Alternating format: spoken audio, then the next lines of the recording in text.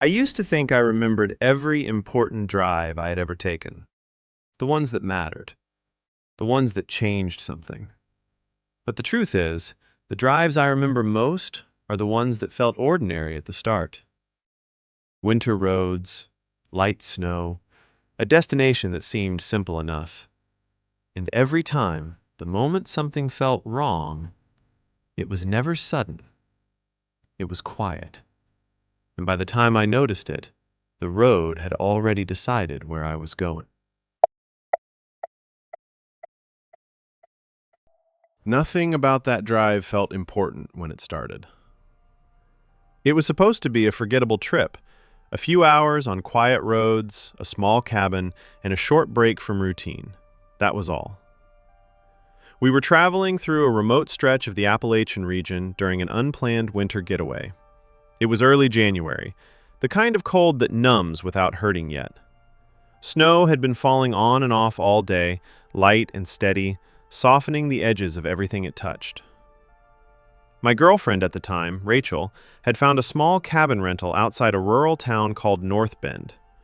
The listing made it sound easy. Simple directions, quiet area, no distractions. Getting there was anything but simple. The navigation kept losing signal, which we expected, but even when it worked, it lagged and rerouted us without warning. I had printed directions as a backup, and more than once they mattered more than the phone.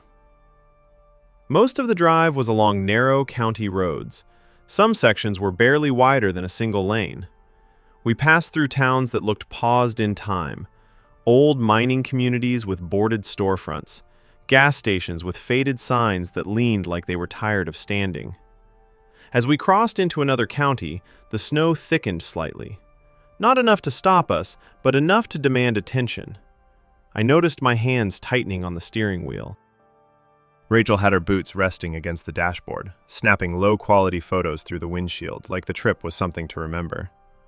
Up to that point, it had actually been peaceful, quiet in a good way. Then we passed under an old railroad overpass.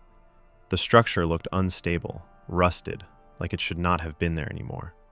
Just beyond it, I saw someone standing on the shoulder of the road. At first, I assumed he was trying to hitch a ride. Then I realized he was not moving. One arm was raised straight up, held there unnaturally still. He was not waving, not signaling, just holding his arm in the air like it had been frozen in place. I slowed down instinctively. The road was slick, and we had not seen another car for over an hour.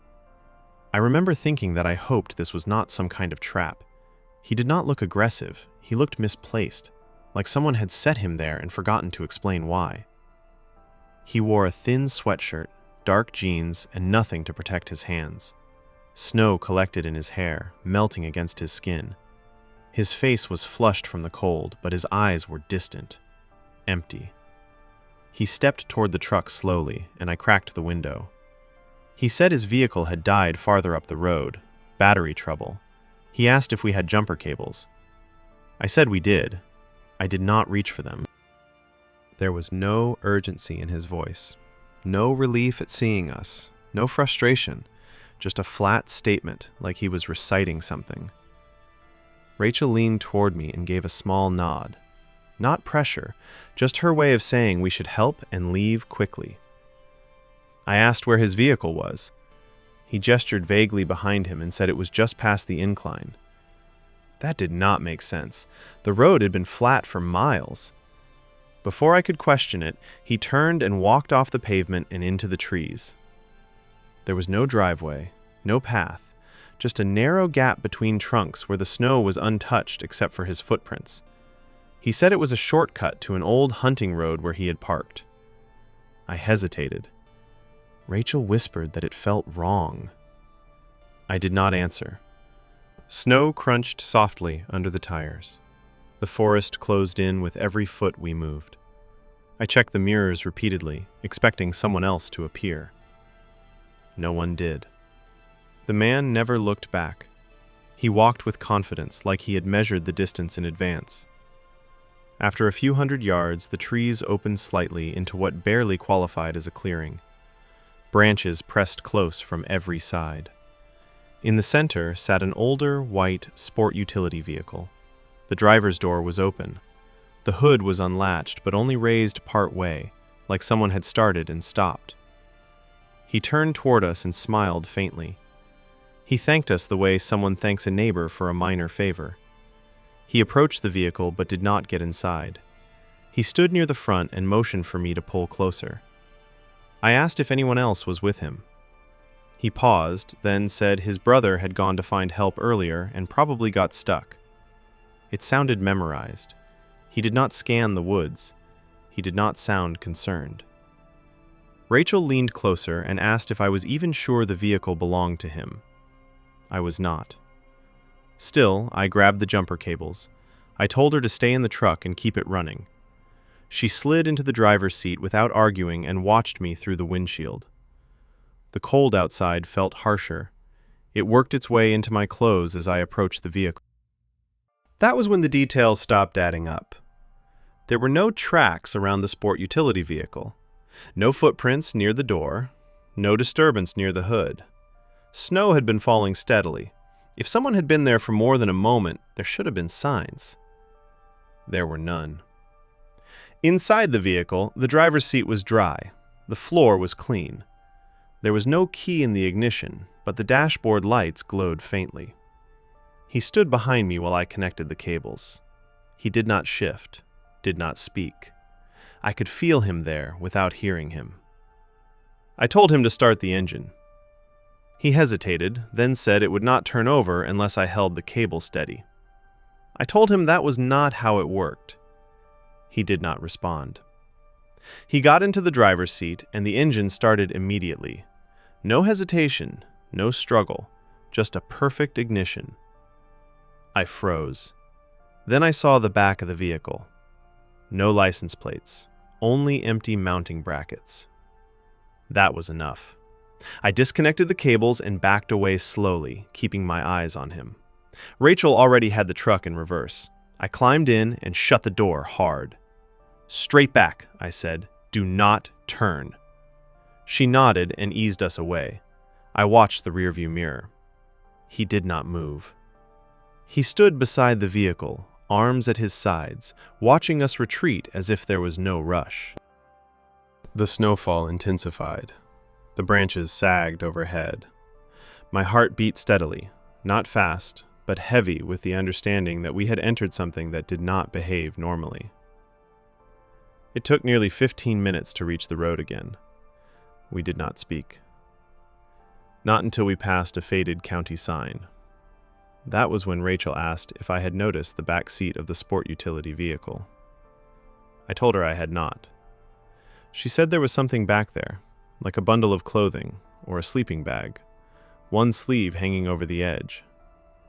She paused before saying she thought she saw blood. We did not talk after that. We passed a ranger station hours later. We did not stop. At the cabin, we unloaded in silence. The truck never moved the entire stay.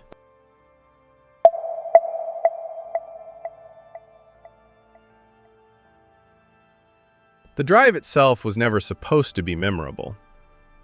Just a routine winter trip. A few hours on the road, a quiet place to stay, and nothing more complicated than bad weather slowing things down. I was heading north from a rural area in the southern part of the country toward a small lodge hidden in the hills near a place locals called Cedar Run. A friend of mine, Mark, had rented several cabins there for a New Year get-together. The idea was simple. Get there early, settle in, wait out the snow, and relax. I had just finished a long double shift, so I left later than I wanted. It was already late afternoon, 2 days before New Year's Eve. Snow had been falling on and off all day. Nothing dramatic, just constant flakes that softened the landscape and dulled sound. I was not nervous about the drive. I had done plenty of winter trips alone, especially through mountain regions. I actually liked it. Snow makes everything quieter, slower, like the world is holding its breath. The gas tank was full, chains were in the trunk, snacks were on the seat beside me, maps were downloaded. I felt prepared. The route was mostly back highways and secondary roads, cutting through low mountains and small towns. Cell service faded in and out, but that was expected. About an hour in, daylight faded quickly as the sun dropped behind the ridgeline. The snowfall thickened just enough that I slowed down through the curves. The road was empty. No cars behind me, no headlights coming the other way. I passed a snowplow once heading south, and then nothing else for a long stretch. That was when the silence really settled in. At first, it was peaceful. After a while, it felt too complete. Somewhere after 7, I realized I was no longer on the route I expected. I had missed a turn. I still do not know how. The map was open. The instructions were clear. But one moment I was following it, and the next I was being rerouted. The delay was not terrible. Maybe an extra hour. Still, the road it sent me onto felt wrong immediately. It was narrower, less maintained. The snow on it looked older, packed down and uneven. There were tire tracks, but not many. The towns grew farther apart, then disappeared altogether. I passed through 2 places that barely felt inhabited. A closed gas station, a small church, a handful of houses with dark windows. No streetlights, only a few porch bulbs glowing faintly beneath frost-coated roofs. Old holiday decorations hung stiff and unmoving. Plastic figures, faded lights blinking slowly, cheerful shapes without warmth. I did not see a single person. Around 8:30, the road ahead looked rough enough that I pulled over to check the chains. The moment I stepped out of the car, the cold cut through me, sharp and invasive. My boots sank into fresh snow as I crouched behind the rear tire and tightened a loose section. That was when I heard something behind me. A soft crunch. Not loud. Not close. Just far enough away that I noticed it before I could explain it. I stood up quickly and turned around. Nothing. Only trees, snow, silence. My own footprints were the only marks anywhere. I waited, listening, heart beating louder than the wind. I told myself it was an animal. Snow slipping from a branch. Anything ordinary. I got back into the car and drove on. The forest thickened. The road twisted tighter. Houses vanished completely. No signs. No lights. Just the constant press of trees and the heavy gray sky above. According to the map, I should have crossed a small bridge. Instead, the road ended. Not gradually, not with warning signs or barricades. It simply stopped, giving way to trees. The navigation screen still showed the route continuing straight ahead, as if the pavement was still there. I reversed carefully down the incline until I reached the last intersection. There was another road branching off that did not appear on the map. It looked recently cleared, fresh grooves, snow pushed aside. No signs, no markings, just a narrow turn heading north. I took it. After about 15 minutes, the cabins appeared. They were not vacation rentals. They were old, permanent, weathered. Each one faced the road, evenly spaced. None of them had lights on. Every window was covered, curtains drawn tight, and every front door had a wreath nailed directly into the wood. Not hanging, nailed. The wreaths were dead, dry, colorless. Pine needles brittle enough to snap. Some had old ribbons, others were plain. They were all the same. I passed a wooden sign, faded and leaning. Corvin Hollow. No welcome. No population count. I did not like it, but the road was too narrow to turn around without reversing blindly. I kept going, hoping it would connect back to a main road. That was when I noticed something in the mirror. The cabins behind me no longer had wreaths. I slowed, staring at the reflection. The last few doors were bare. No wreaths, no signs they had ever been there. I looked ahead. The next cabin still had one. I pulled over and shut off the engine. I walked back to the nearest cabin. The wreath was gone. Only a single nail remained, bent downward, as if it had been ripped free. Below it, in the snow, was a long drag mark leading away from the steps and into the trees. No footprints, just the line. Something moved farther up the road. A curtain shifted slightly, just enough to notice. I ran. I slipped once, caught myself, threw myself back into the car, and slammed the door shut. I did not look back. The road climbed steeply. Trees leaned in close. At the top of the ridge was a turnout, a gravel patch, a broken gate, a rotting signboard frozen in place. I pulled over and checked my phone. No signal. The car clock was blinking 12 o'clock, like the battery had reset. That should not have been possible. The engine had never shut off. My phone showed the correct time, but instead of no service, it read unknown network. Then it rang. Not my ringtone. The emergency alert tone blasted from the speaker, distorted and harsh, like it had been damaged. I dropped the phone. The sound continued. Then it stopped. Subscribe for more real horror stories. Like the video if you felt this fear too.